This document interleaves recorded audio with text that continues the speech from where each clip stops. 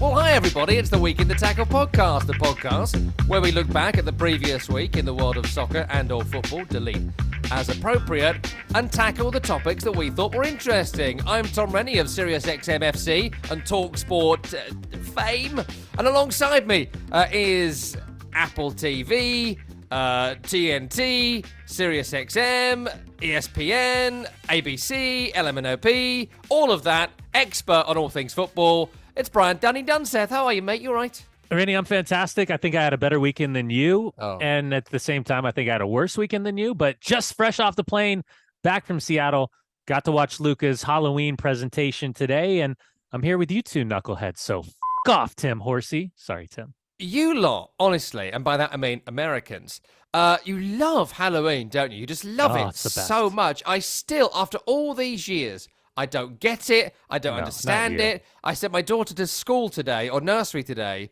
dressed like a spider. Oh. Why? Why are we doing this? And then, like, kids tonight are going to knock on my house and want sweets or candy, as you would wrongly put it. And no, this is not America. America does its own thing. And if grown adults want to dress like the Incredible Hulk and get a Reese's Pieces... There you go, the best candy ever. I was waiting for you to say it. So I'm told. I always say Mars bar there, but people don't get that reference. No. But that's fine. You want to do it, but do it. Move to America first. Otherwise, don't knock on my house in Essex and do it, you know? So I have an idea. For you. You ready? Hit me. So I need you to paint the picture. What does the front yard look like? From your front door, do you have like a proper garage on your property? Oh, no. I live in near the city. We don't have that sort of thing. I've got a double driveway. I don't have like a garage, as you say properly. So I've got a double driveway, an alleyway next to my house, and front door on the right of the house. It's a kind of end terrace property. Do you have like a wall that's accessible through the driveway? Wall? Well, the reason why, I have an idea. So I pulled this off the other day. And for a curmudgeony old fart like yourself, this is the perfect way to circumvent. A curmudgeony old fart. Curmudgeony? Yeah, listen, everybody knows. Do you mean curmudgeonly? No, I call you curmudgeonly an old fart. Okay. Just go with it for a second. Let's go with it. F*** off, man. Sorry, Tim. Listen, here's the idea. This is what I do. I'm not home for Halloween. I'm out with the kids in the neighborhood. Yeah. Tim just wrote, God damn it, dude. I don't have to say sorry, Tim, on that one. So this is what I do. I go out with the kids, but I preemptively strike people coming to my front door because I'm not home. So what I do is we have a garage. Obviously, when you drive in the United States, we have a garage. In my garage, I literally tape pieces of candy to my garage. I have a sign that says, please take one. Sounds like the home of a sexual predator, I'll be honest with you. And what I'll do is I'll tape the candy across the front of my garage door. So then that way, kids can still get candy, still have the experience in the neighborhood. I'm not there. And you're not knocking on my door. I'm not having to get up every 30 seconds off my couch. And I'm out with my kids. So they get the experience. I get the experience. There's no paint. Horsey, there's no paint on my garage door. It's a metal door. So you tape it on, you tape it off, you peel the tape back off the next day. Everything's great. So it's just, I'll take a picture tonight. Okay. I'll send it to you. And it'll just be candy taped on my garage door with a please take one. And then that way, we all win. I think that was a plot point in the film Chitty Chitty Bang Bang. Where there's the child catcher, and they try to draw children in with candy, and then caught the kids. I feel like if my daughter's like, "Oh, can I approach this house with all the candy stuck to the wall?" No, that's the fucking plot of Hansel and Gretel. You're gonna get eaten. Sorry, Tim. More for me. Doesn't make sense. Listen, what's worst case scenario? I come home, the candy's still on the garage door. Yeah, I've still got candy for weeks. That's true. Don't go to old man Dunseth's house. He tapes candy to the wall to trap the local children. Hello, little boy. I want to get to some football talk today. I do want to talk a bit about Manchester Derby because I think the histrionic reaction to it has been a bit strong, but I'd love your view on it. I do want to talk about the Ballon d'Or because I do not understand the point of the entire thing because the way it's been sold to me by all these people who take it seriously is clearly not the case considering they've given it to someone who's not the best player of the last year because it's the last chance they get to do it, which is odd. And I would like to talk about Saudi Arabia too. I don't know if we're going to have the time for all of that, but there's loads to get through. Before that, though, just a brief anecdote of why I wasn't at West Ham Everton this weekend and why, in the end, I was quite happy about it. I had my ticket to West Ham Everton. I spent the weekend, or the week to, and the start of the weekend on the Isle of Wight. Nice little island off the south coast of the UK. And on it's rained so much here. But is it Storm Babette or Storm Calvin or something like that? Why are they giving these names? It should be Storm Power and Storm Ruin Your Weekend and Storm Wet. But anyway, it rained so much on the Isle of Wight, and there was floods everywhere. So a Ford Cougar is not a 4x4. This I learned in a giant puddle/street pond. Driving towards it, and my splash shields came off the underside of my car, which you can't refasten without lifting the car up. Anyway, I had to drive off the Isle of Wight on Sunday morning in the rain with the front of my car duct taped to the bottom of it to try and get off onto a ferry safely with some incredibly rude ferry staff, I've got to say. If you ever get the ferry to the Isle of Wight, if you get Whitelink, they are fucking pricks. Sorry, Tim.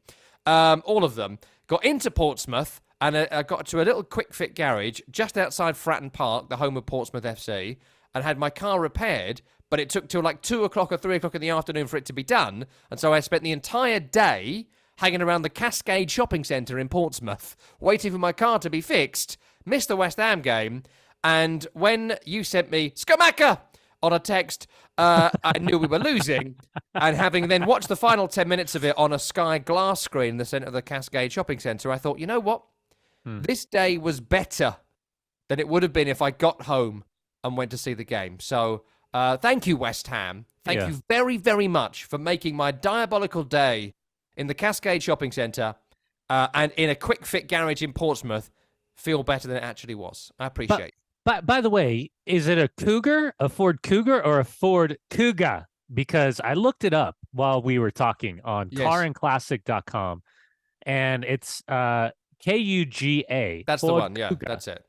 Okay, so here's the craziest part. And for all of us Americans that are so used to the Americana car trade, I guess, this is unlike any car I've ever seen. Oh, really? And you guys do this thing where all of a sudden in England and Europe, it's a brand of car that we are all very familiar with. And yet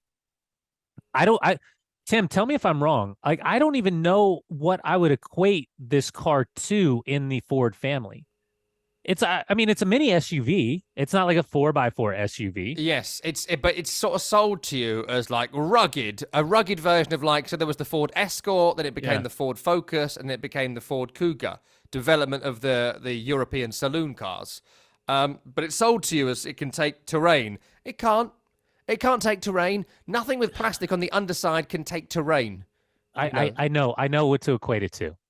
It's like a Subaru Forester. Like, that's the closest equivalent, except Subaru Forester, like Subarus are all 4-wheel drive. Like, those are the closest. I mean, it would be like a hybrid, maybe between like a RAV4 for Americana and a Forester. I would say mash them up. That's kind of what they would be. So just to give a visual picture for kind of what you were dealing with, because I agree with you. When it's sold to you, if you're going to hit a splash puddle, you don't expect the underside, and I'll call it fender, like the undercover of the car, to try to keep it as dry, the engine and the chassis as dry as possible. But that's one of those that's got to be so frustrating, because the moment that they put it up on the lift, they probably go beep, beep. Oh, when it finally got seen. You're good. There you go. And thank you very much to the guys at Quick Fit Portsmouth for squeezing us in. But when it finally got done, it was like 10 minutes. But they just couldn't find the time to do it across the day. Anyway, there you go. Manchester Derby, let's talk about that. City won it 3-0. Danny? Pass. Okay, Saudi Arabia. Your thoughts on Saudi? No, let's do a couple of minutes on it. I mean, there's a couple of stories from the weekend that I think are interesting, and it's not so much the fact Man City won, because look, Man City are the best team in Europe. The Glazers. And I very much enjoyed Old Trafford is falling down, which was great. Top banter. And that is actually literally and figuratively true. But, I mean, my question to you, Danny, and I don't want to do too much on this because we do a lot of Man United, and I think they get more attention than they deserve. It's really, worth it on days like this, though. It's worth it on days like this. I'm not afraid of this conversation. Let's have it. But, I mean, my question to you is, what have you made, not necessarily to the performance, I mean, we might get on that, but the kind of reaction to it? Because right now, You've got the European champions, and Man City are like provably better than every other team in European football, certainly the Premier League. You've got an Arsenal team and a Liverpool team that have invested well and are kind of improving, and Tottenham had this great burst at the start of the season, but statistically the easiest start of anyone in the Premier League by quite a big distance. Don't tell them that. You know, all that sort of stuff.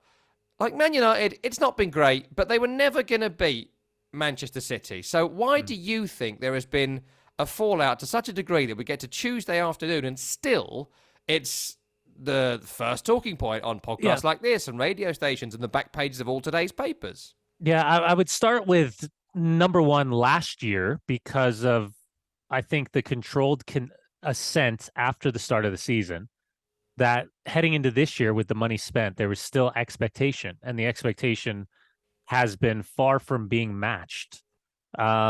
There's obviously a bunch of issues behind the scenes that have come to the forefront with individual players that creates kind of a whose fault is it? There's the constant swarm of a conversation around the Glazers and the full takeover versus the investment. The continued narrative that every time Manchester United plays poorly, this is the Glazers' fault. This is Woodward's fault.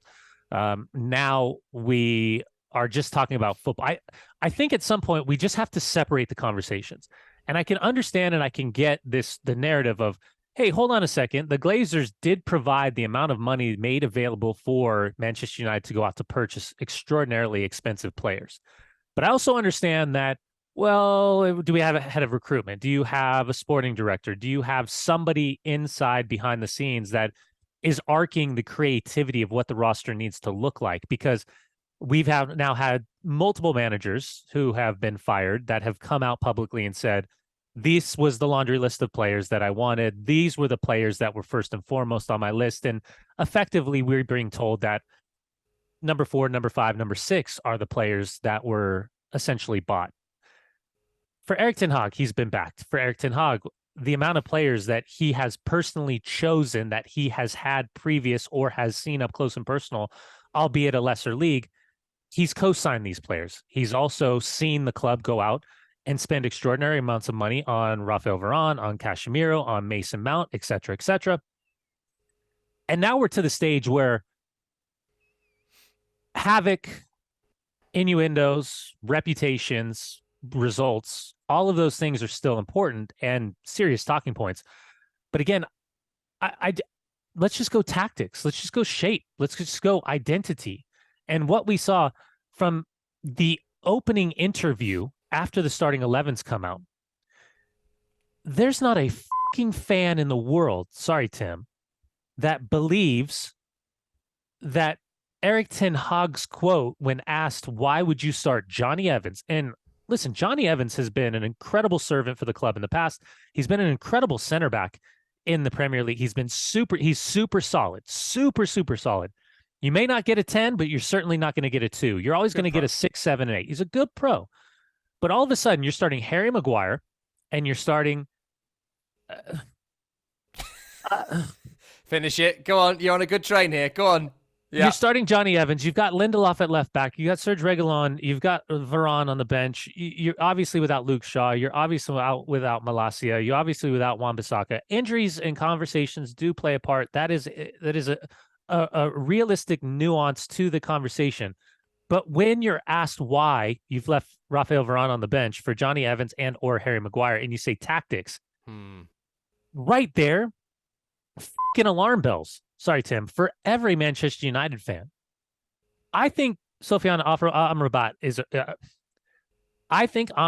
is a really solid addition to this group of players. He's okay. I think he fits a role in this squad that gives them a bit of bite, right? A little bit more control, good passer of the ball, can kind of weave in and weave out of different tactical shapes and identities.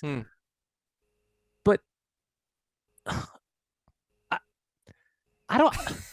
Look at this mental pretzel. You're winding yourself up now. You hadn't spoken about this, had you, for a couple of days? And now you're speaking about it. You're winding. No, because the reality, Rennie, I turned the game off after Foden scored in the 80th minute. So it's a fucking waste of time. Sorry, Tim. I'm really on one today. It was a waste of time. Yeah. I mean, But did you expect anything else, though? I mean, look, it's frustrating, but we're all frustrated when we lose to Manchester City. It's Were your expectations higher than that? Because it I can wasn't see why you'd be annoyed by the Palace game or even the Brentford game, even though they won it. But all of them. Yeah. this game just sort of No, went of how you'd course. imagine, no? Of course. Listen, I know even I was messing around. I said 2-1. I went ultra homer. I was like, if there's ever a game after the fact that Harry Maguire scores and Onana saves that penalty in the 90th plus 6, like if there's ever like a catalyst moment heading into Old Trafford against Manchester City, like there couldn't have been a better feel good scenario heading into the match. But then all of a sudden, the interview, you're like, oh, here we go.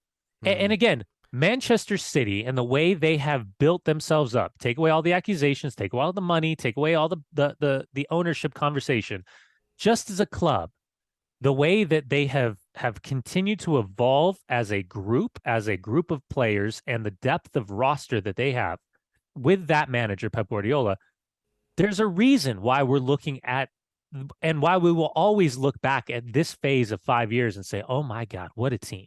Look at what they've won. Look at what they've accomplished. Look at the level of consistency, very few hiccups. So, of course, I felt like Manchester City was going to be able to walk into Old Trafford, put on a performance that we expect of them, whether at home or on the road, and virtually walk away with 3 points. You're comparing apples to oranges. They're complete. It's still Manchester Derby. It's still Manchester United. It's still Man City. But right now, if you're being realistic, you're going to say Manchester City was odds-on favorites without a shadow of a doubt to go to Old Trafford and walk away with 3 points. But my problem is with all of this, and it's been a slow burn to this, you want a manager that makes players better. Right now, we're not seeing it. You want a manager that tactically sets your team up to win. I think in the first half, they were pretty competitive, but again, we can debate the penalty. We can debate. That's all debate. It does change the game. I mean, he was right 100%. In that. It completely changes the game. A million percent changes the game. 1,000,000%. At the same time, the onus is on the players to have some semblance of an ability to have control, speed it up, slow it down, variation of service, create chances, all of that. This is a completely vertical team. And we've been sold this idea that we are going to see a possession-based team with style and substance and identity and control and moving players through and possession with purpose. And all it really is we've been sold Onana is one of these really aggressive, proactive goalkeepers that's going to keep possession. Onana, it feels like, hits 80% of his balls diagonal into space. That's either for Højlund to try to drop down, body off, and hold the ball up, or it's a 50-50 ball that ends up at a right or a left back over and over, rinse and repeat. The idea of building through the midfield, it literally goes in the midfield, it comes back to Johnny Evans. It goes in the midfield, it comes back to Maguire. It goes back to Onana, goes back to the midfield, comes back to him, he hits a long ball. It's a vertical team. And then without the ball, they're just chasing shadows. It doesn't matter if we're talking about Brighton. It doesn't matter if we're talking about Brentford. It doesn't matter if we're talking about Crystal Palace. I keep saying, I just want to see control. And every time, and I know you busted my balls about this over and over and over because it's kind of the holier than thou. You got to earn the right to play.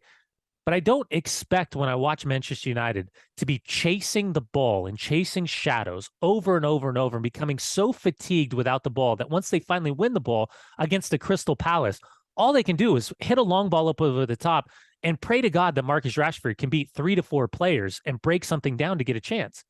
So you talk about, we can talk about captain's band. We can talk about expectancy of goals. We can talk about leadership. We can talk about young, dynamic players that are capable of taking the group to a different level. We can talk about the drama off the field. We can talk about the tactics and Ten Hag making the switch to bring on Mason Mount, take Amrabat off, drop Christian Eriksen a little bit deep. We can talk about all of these things.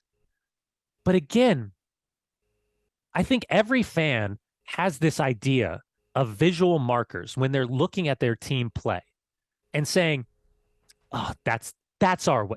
Insert name here. That's the Arsenal way. That's the Tottenham way. Doing that's the Man City. It's been a few weeks. City obviously do it. Even Everton and West Ham do it. You can he's tell. Had 18. So we're getting to the point where he's had 18 months. Is there anything that visually suggests that the tactics and the shape and the application and the execution of whatever he's trying to accomplish, are they getting, first off, is it there? Are they getting better week in, week out? Inevitably, you're going to have hiccups. And number 3, Like results matter. So again, Since February as well, isn't it? I mean, it's City. Everything Yeah, up to February was good, but there's a lot of explains the markers. meltdown. Yeah, but and again, it's the same thing where none. We can talk about all this other stuff. You know, we can talk about the Glazers. We can talk about Sir Jim Ratcliffe. We could talk about what's his name, Dave Brailsford, and director of sport at Nice, and the Dave cycling guy. Brailsford, the king of cycling. I think you'll find. You know, yeah, I mean, Chris Froome and Sir Bradley Wiggins, coach for Team GB Cycling. So is Paul Mitchell the guy? Like, what's next? Richard Arnold's going to be scared because what's his role going to be? Everybody's going to be nervous behind the scenes. Like, should be. Do a better job. Listen, let me point you in a direction for one final question on this, because it's a bit more broad, because I think you covered a lot of good ground there, and I can't really build on it. The attitude question. This is something you and I spoke about after Liverpool last year, when Bruno Fernandes was such a petulant child at the back end of that game. Yeah. And we saw Roy Keane over here, you would have seen it online, I'm sure, on Sky Sports, talking about he shouldn't give the captaincy to Bruno Fernandes. Now, I have time for Roy Keane when he says things like that, because, look, you're not going to get deep analysis from Roy Keane, but what you are going to get is someone who knew what it was like to be a captain and had a feel for what it was like to be a captain. And I don't necessarily want to hear him talking about deep tactics. I want to hear him talking about mentality, right?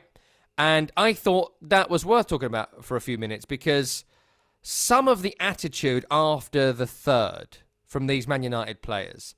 Now, I absolutely understand that people don't like losing. No one likes losing, certainly not top-level athletes who don't expect to lose, right? So I get that.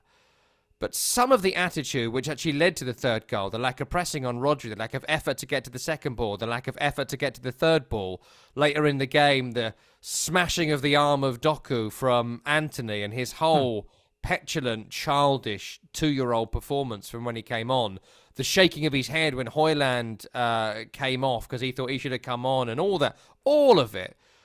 What do you make to that petulance? Is that a problem? Or is it something that you would just expect? Because it feels like at Man United, when they lose, they all revert to almost like lizard brain. And there's a lack of professionalism. Well, and maybe a captain could lead by example?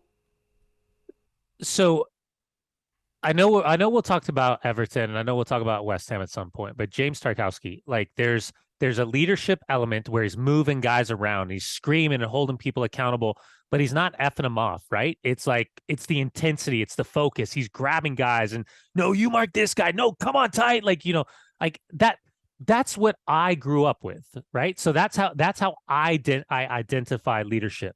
If you get dug into, or someone digs into you, if you do it the right way, you can say anything to anybody if you say it the right way. And there's a respect there as well. 100%. So, okay, listen, if Casemiro's on the field, he's going to talk, but he's going to do more of his leadership with his play, right? It's going to be the physical play. Lisandro Martinez, he's one of those guys you absolutely despise if he's an opponent, but you love if he's yours. So that he's going to be a leader, and a somewhat vocal leader, but he's going to be hard. When you look at the rest of the team, my question is, who are the leaders by voice? Who are the leaders by presence? And then who are the leaders because they're just really fucking good footballers? Sorry, Tim. Because Man United has a lot of really good footballers. When you break it down to its core, a lot of really good football. But the other problem in this is when you suggest so much change, there becomes a leadership vacuum and a power vacuum.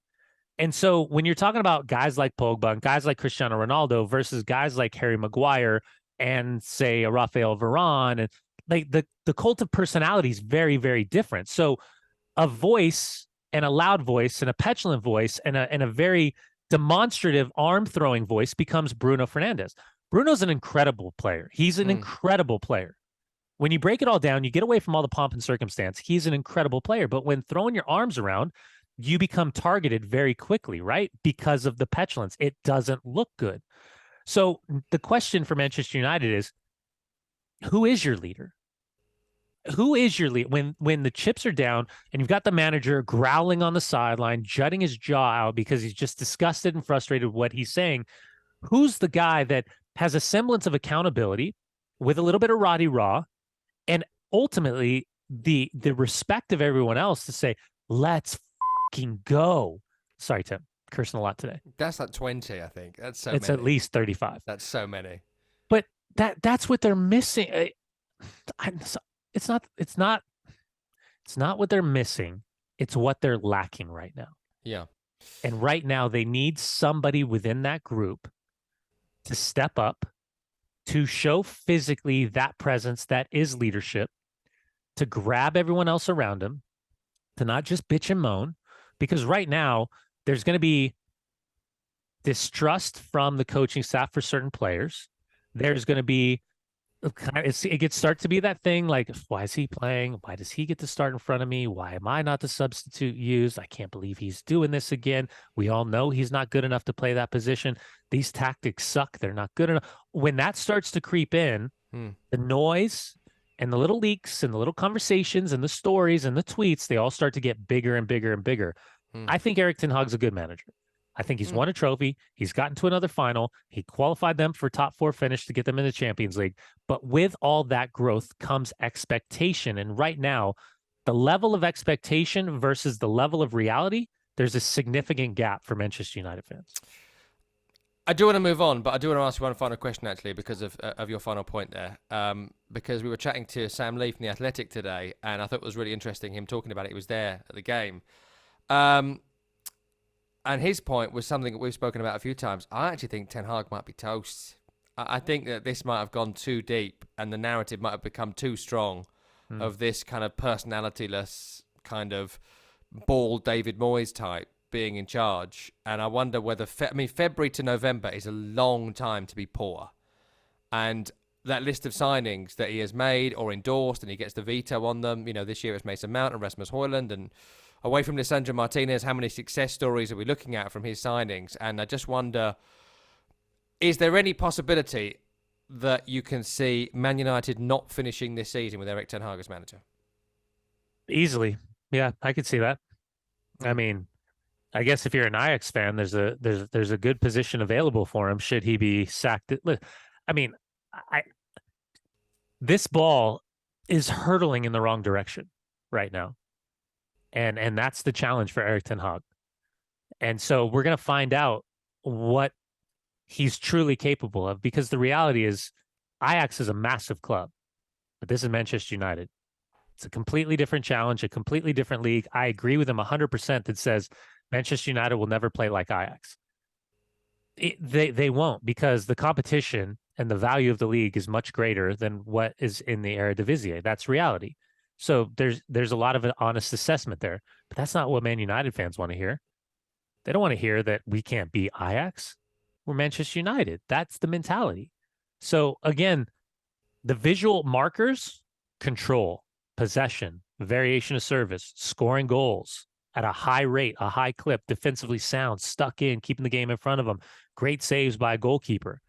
That's what it. But right now, it's about fine margins, and the fine margins aren't punishing the mistakes of the opponent and finding the back of the net, are defensively not minimizing the havoc that's being created by your opponent, chasing the ball all over the place, giving up goals. The ideology and the constant conversation about David De Gea couldn't play this role because, and then Onana's the right guy because this. How is the team suffering so many injuries? I mean, there's continued, like, we talk about the team performance, we talk about the coaching staff, we can talk about the trainers, we can talk about the injuries and the trainings, we can talk about all the backside with the Glazers out, Sir Jim Ratcliffe. It goes on and on. We can talk about the training facility, we can talk about Old Trafford, all of these things. At the end of the day, that's a lot of noise, right? It's a lot of noise. But for me, the only thing that you can control as athletes, as players, is when you step on the field. Yeah. And right now, they're falling short of expectation, as is the manager. I want to move on, and there's some interesting discussion points I want to have, but there's nowhere else I can talk about this, so I'm going to do a minute on West Ham here. Because, I didn't watch the game live, thankfully. I was stuck in that garage in Portsmouth, but just a quick one on West Ham Everton. It's 1-1 in 6 now for West Ham. And, well, firstly, actually, I want to say I love Dominic Calvert-Lewin. We've spoken about him before. I think we spoke about him last week. It was annoying to see him score against West Ham, but I just think if he can stay fit, I think he's got everything in his game. The ball control, the turn of pace. It's a great goal from an attacking perspective this weekend to shrug off 2 defenders and 4 around him, find the bottom corner. Delighted to see him fit. 50th Premier League goal. If he can stay fit, it might not be utter bloody misery for Everton all season. So on that particular individual score, I'm quite pleased about that. But in terms of West Ham, just a quick one on them, because I don't understand why they're playing such fearful football, and it frustrates me a little bit, because against Everton, look, it's a Sean Dyche team. They had the lead. It's very frustrating. I get that. But when you've got Mohamed Kudus and Jarrod Bowen and Lucas Paqueta and even Mikel Antonio, as he is now, and James Ward-Prowse and Thomas Soucek and Vladimir Soufal, and, you know, players who have got pedigree, creating chances, scoring goals, doing all this in the Premier League, the really fearful, almost relegation football West Ham have played in the last few weeks has been difficult to watch. And there was a point in this game, as there was against Newcastle a couple of weeks ago, where Lucas Paqueta was the striker. And not only was he the striker, he was being asked to do flick-ons. Like Lucas Paqueta, Brazil's number 8, was being asked to ball high to him, flick it down for Bowen or Kudus or Benrahma or whoever he was playing with at the time. And I was just sort of watching it. And there's been a lot of these performances over the years with David Moyes in charge, especially after a European game. He's got another European campaign. I get the caveats, and I'm still very much, I think David Moyes deserves this entire season. I'm on board. But I'm just watching it thinking, 902 games as a manager, and he's going into a game against the team we should be beating at home with this incredible array of attacking talent. Fearful. And I don't know, Danny. I mean, I know you wouldn't watch this game in full, but you watch a lot of West Ham just to piss me off. What do you make to West Ham in the last few games? One win, which was against Sheffield United, I think. Yeah. And against Everton, they couldn't create, and I couldn't get it. I don't get it. So it's interesting because we've been having this conversation now about your number 9 position without Mikel Antonio in the starting 11 and or within the match at some point. And we're talking 3 different players have been brought in to maybe ease the workload of Mikel Antonio over the years. Allaire, then our friend Scamacca, and now maybe the worst signing of the entire group, maybe one of the worst signings in Premier League history, Danny Ings. So you've brought in guys, but you haven't given them a run. I would equate it to a very similar situation that Tottenham had with Harry Kane and how many players they had to bring in that were quality enough of level to be able to step to the team when given the opportunity and perform, but not necessarily outperform who is clearly the true number 9 for the team. So I do think you have a competition factor that's in this narrative. But I would also suggest that the expectation is so high right now because you guys won Conference League and because you've qualified for Europa League, that just suggesting the mere fact that you've qualified for Conference League 2 seasons ago, that last year you ended up in 14th place. There was serious a year ago, we were starting to wrap up the season to prepare for the World Cup. The amount of times that you and I were on Sirius XM FC channel 157 talking about, is this the window? Is this the time? And you kept saying, I'd be okay with it, but just bring in someone better. And because we were watching all of these managers get the sack and this kind of weird timeline, I guess no timeline of we're on the job, we're going to find the right manager, but they had pulled the trigger and no one was available. And so David Moyes, he gets the chance, he gets a little bit of momentum, he's really struggling in Premier League to reach the heights of the previous year, but you win Conference League. So now you've won Europa League. You got a little bit more. You've got the Declan Rice money. I think you've done a great job with the 3, with Prowse, with James Ward-Prowse, with Edson Alvarez, with Kudus coming in. I think those are really good additions to your team. Very different than an individual, but the collective, I thought, money well spent. Stronger competition in Europa League.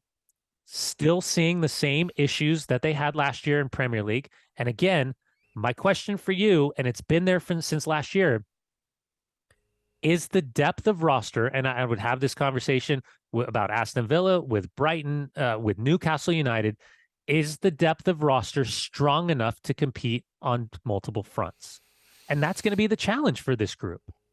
I mean, yeah, look, it's going to be difficult, but I think that West Ham's squad is on par with anything Aston Villa have got. It's certainly on par, player for player, with anything that Brighton have got. I think there's some really, really good players in there, and yet there's just an element of this team where you think they clearly, we spoke to Roy Hodgson at one point in the past, and what do they work on? They work on shape without the ball, defensive shape. How do we play? And at some point, that can't be 90% of what you're doing. It goes to some comments that Mark Warburton made when he left the club in the summer that he wanted to do other things. And, what the truth of it is, David Moyes won a trophy and whatnot, so he gets the decision on how they play. But at some point, you've got to have a plan for what you do with the ball, and they don't seem to have one. That's why they lose games like that. Look, I want to move on to the Ballon d'Or, because I've got to... really quick, time out. Really quick, and I apologize for cutting you off.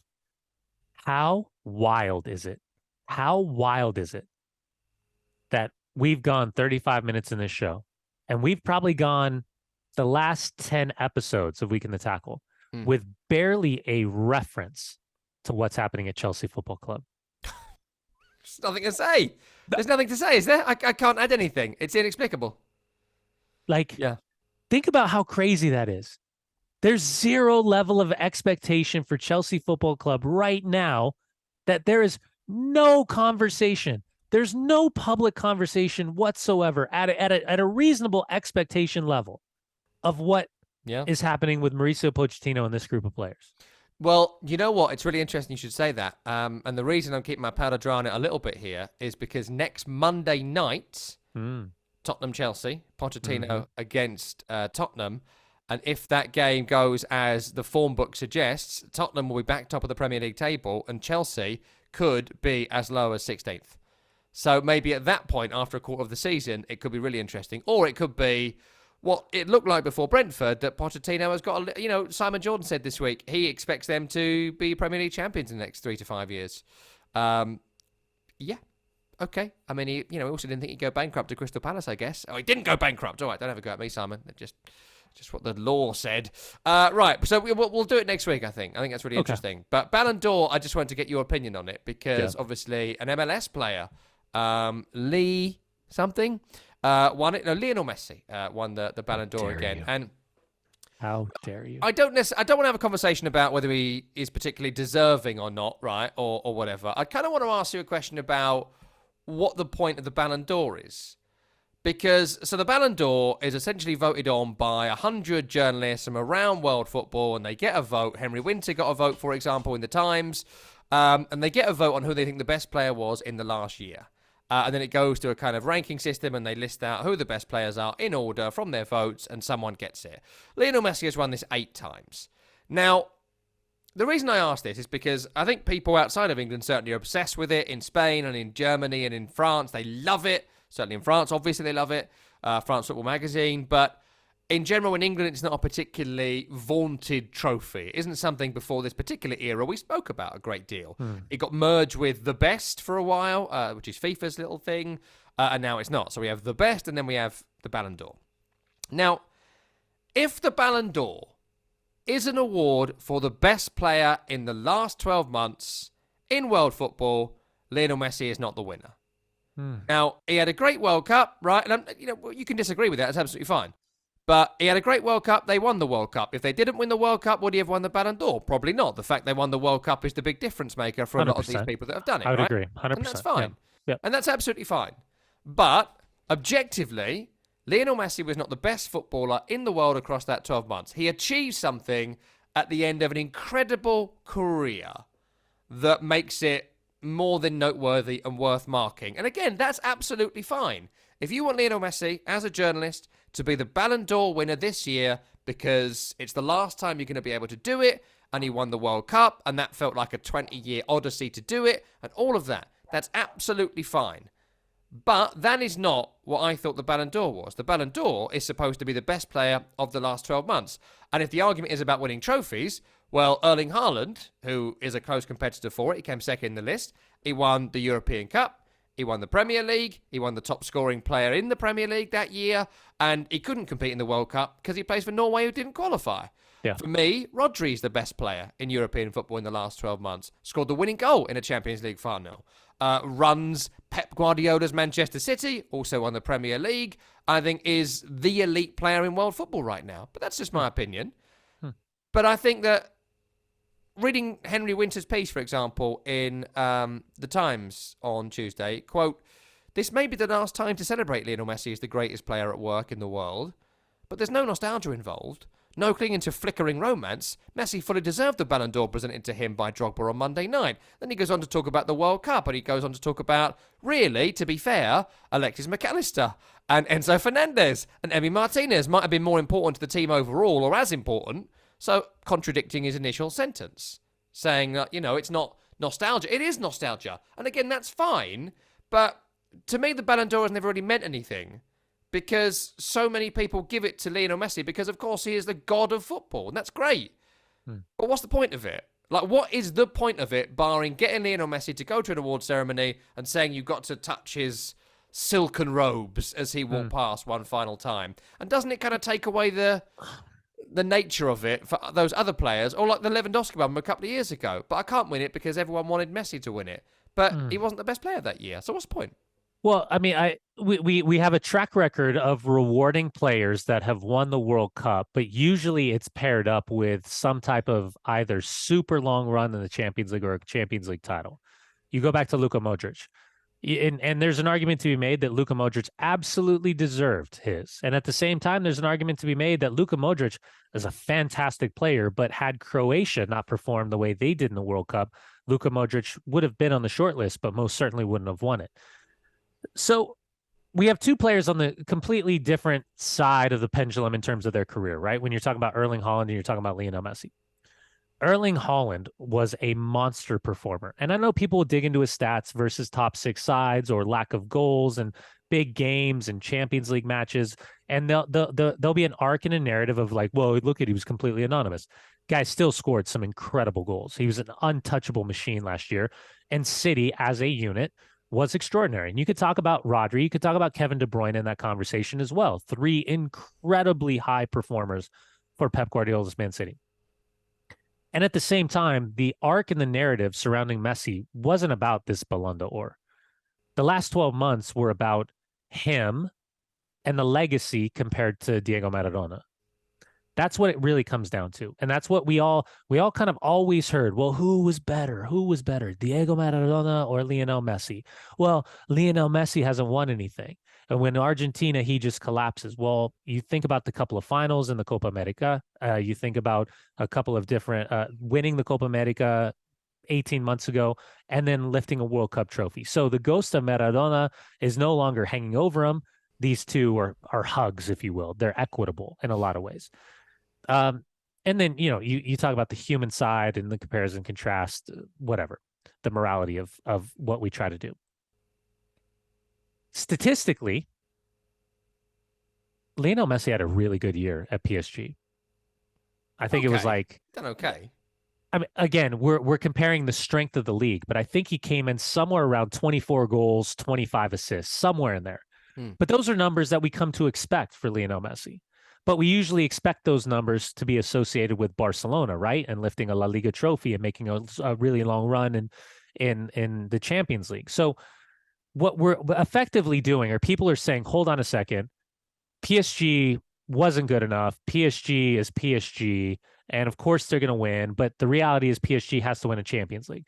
So we're downplaying statistically what he's done in Liga. And we're saying, well, that's not comparable to Erling Haaland. So I get that. I do. I do agree with you. It's nostalgia. And the moment that he won the World Cup, I remember saying to you, it doesn't matter what anyone else does. The Ballon d'Or is going to go to him. Doesn't matter where he's playing next year. Doesn't matter who he's representing, the colors of his jerseys. I mean, for us in MLS, it's a fantastic spotlight that's being shown on the league because he's a part of Inter Miami now. So, again, we're screaming at the moon, we're howling at each other, and we're trying to justify why he doesn't deserve it. The reality is he'll go down arguably as the best player of all time when it's all said and done based on this generation and what they've been able to see in real life. He's a special, special player. But I agree with you. There's been so many different snubs over the years where guys that we say should have won the Ballon d'Or never have an opportunity, or maybe they do at some point later in their career. But I mean, I think we're splitting hairs when we're talking about ultimately.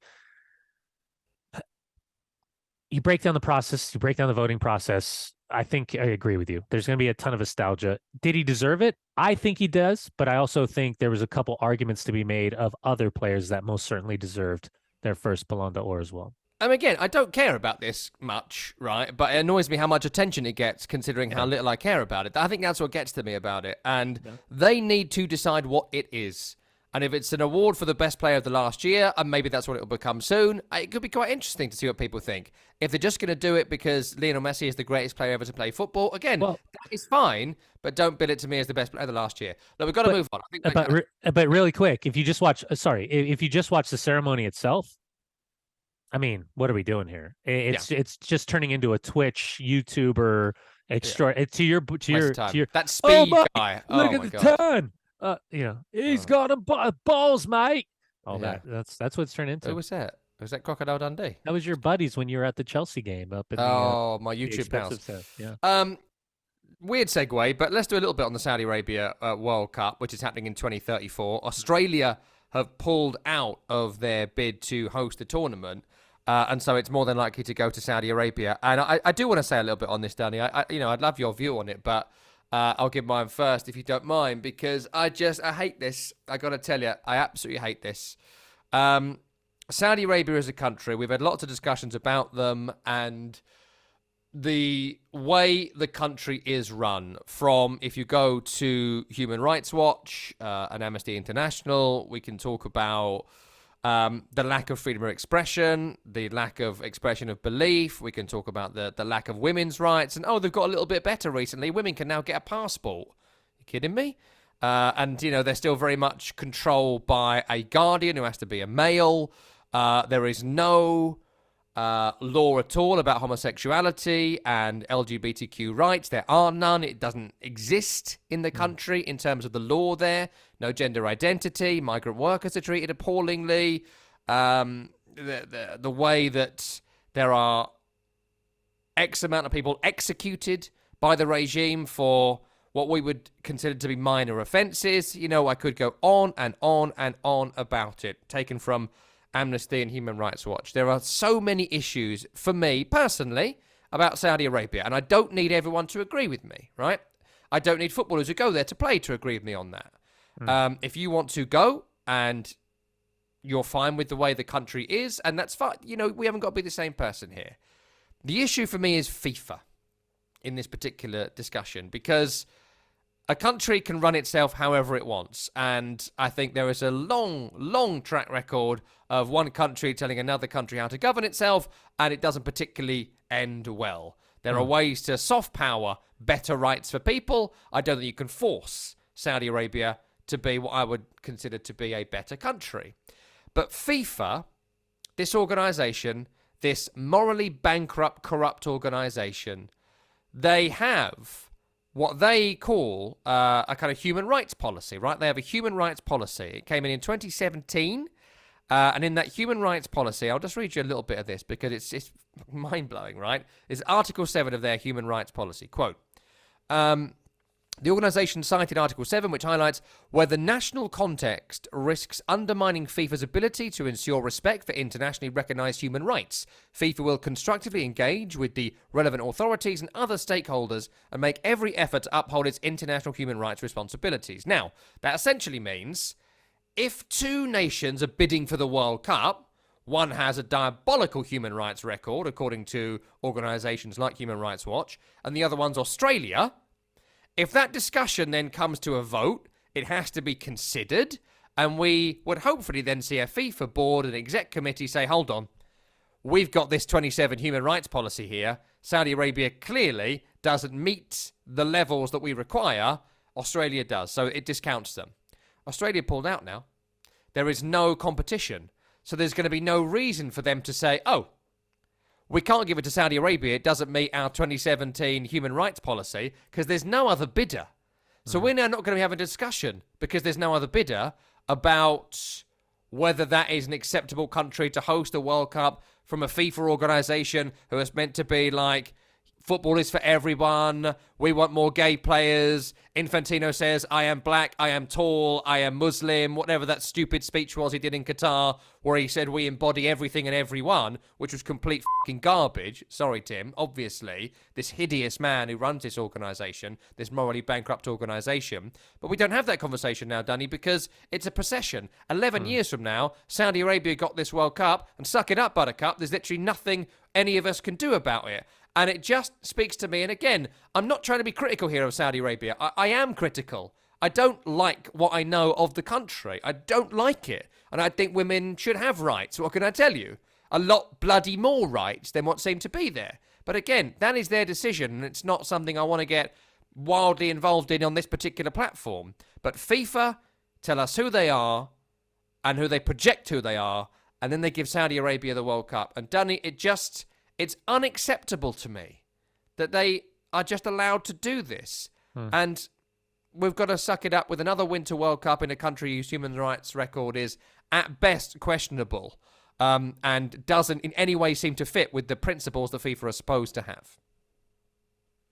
You could look back at Russia. You could look back at Qatar and the manner in which it was handed to both of those countries. You could look forward to the start of the stupidity of having the ability to circumvent South America hosting a World Cup by giving it 1 or 2 games and then shifting it back to Morocco, Portugal, and Spain. The continued evolution and investment from Saudi Arabia into football and international football, and the insane amount of money that was spent this last summer. And it should have been an indicator to all of us where this was directed and where this was heading. So I'm not surprised at all. I always use the word intrigued,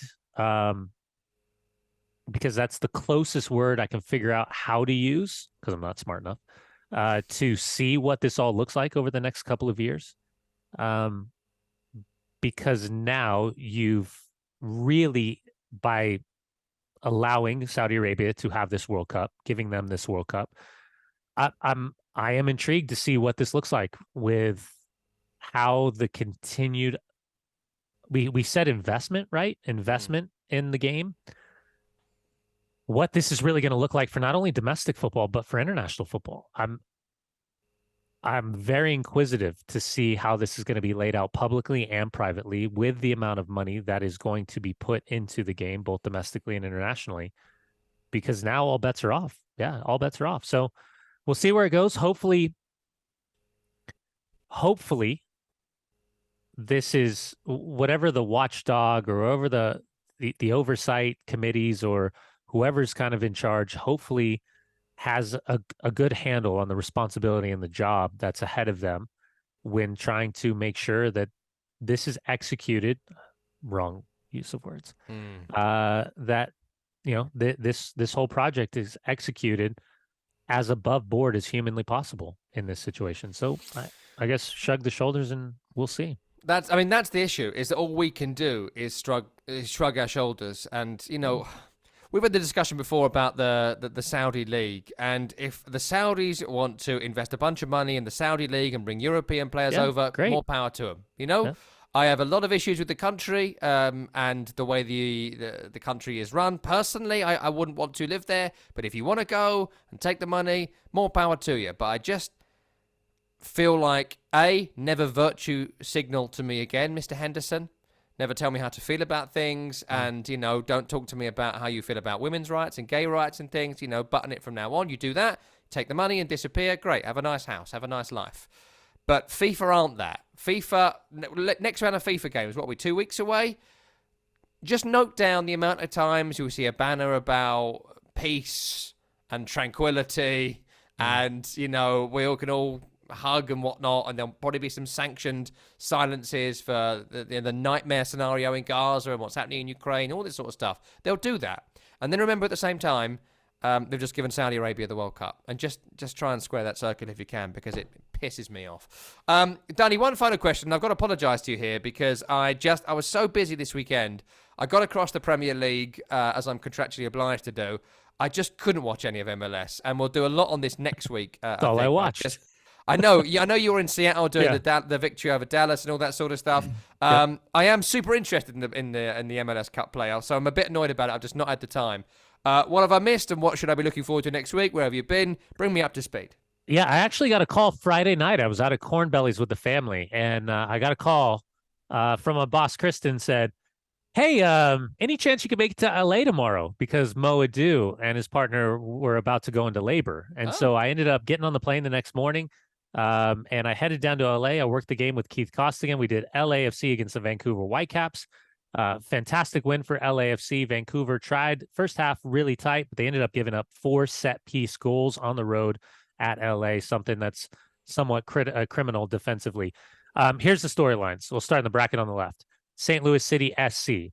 That's now 3 consecutive losses where they've given up, I think, 9 goals, something, maybe 8, 9, 10 goals, something like that in their last 3 matches. They lose 4-1 at home to Sporting Kansas City. So that rivalry, St. Louis, Sporting Kansas City, that is a huge win for Peter Vermes and company. They're going like this. Bradley Cardinel's team kind of going like this.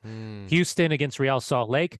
Really close affair. Houston Dynamo get the first goal. Real Salt Lake levels. Diego Luna, Moon Boy, fantastic goal for him, but they give up a goal. Amin Bassi, I believe, around the 80th minute. So Houston wins their first leg. Seattle game I did last night. Fantastic environment up at Lumen Field. Great header. A penalty for Albert Rusnak, a header from Jordan Morris. They win 2-0 against Nico Estevez's FC Dallas. Flip over to the other side. Cincinnati, full control against the New York Red Bulls. Easy performance for them. Come through unscathed. Bit of drama between Philadelphia Union and the New England Revolution. There's some news that's come out. There's some accusations about a player and a couple of words that were used against another player. Going to be intrigued to see how that all plays out. If you're looking for it, you'll find it. I'm not interested in naming names right now, but Philly win 3-1 against the Revs. And then Orlando City, Nashville. Sam Surge had a great opportunity to pull one back for Nashville and give them an opportunity on the road, but Orlando City wins at home. Tight, highly contested affair. And then as of Tuesday night, we're waiting for Wednesday, Columbus Crew at home against Atlanta United. That'll wrap up match 1 in the best of 3 series right now. But I'm here for it. Remember, straight to penalties after 90 minutes. You got to win 2 of the 3 games. Each team gets a home game, so there's a bit of a reward for making the playoffs. So the fans get to watch their team at home. Owners get a little bit of money.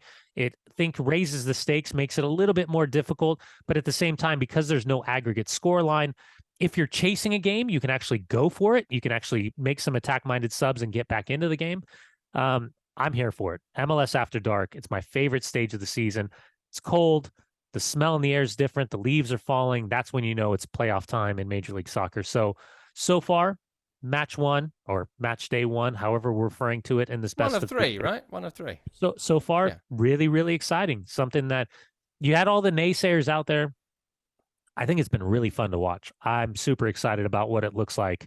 But yeah, the next potential 2 weeks, we've already seen one upset. Are we going to see with Sporting Kansas City winning in St. Louis? Is there an opportunity for a little bit more drama as these teams that have lost now come home for this second match?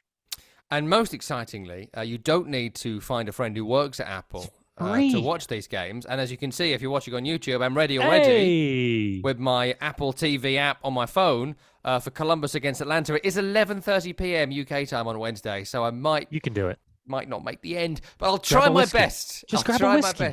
Little whisk. How will it help me? How's that going to help me? It'll help. Your tweet game will be strong if you had a whiskey. That's probably true. I might. Should I send this? It. Sorry, Tim. Screw you, Noncy. What are you, David Moyes, you prick? Something like that. Right.